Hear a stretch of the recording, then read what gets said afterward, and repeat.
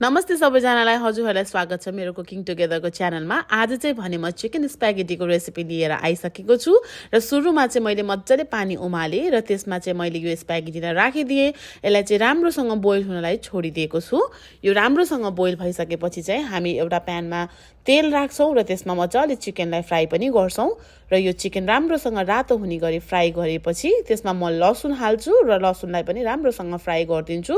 त्यसपछि मैले यसमा प्याज एड गरेँ अनि भन्दा एड गरेँ र थोरै चिल्लीहरू एड गरेँ र त्यसलाई राम्रोसँग चलाइदिने र यो राम्रोसँग चलिसकेपछि चाहिँ यसमा नुन अलिकति धुलो खोर्सानी अनि त्यसपछि गरम मसला राखेर यसलाई राम्रोसँग चलाइदिएँ र त्यसपछि फेरि यो स्प्यागेटीलाई राखेँ र स्प्यागेटीलाई पनि राम्रोसँग चलाएँ। यो चाहिँ मैले लाइट सोया सस युज गरेको छु।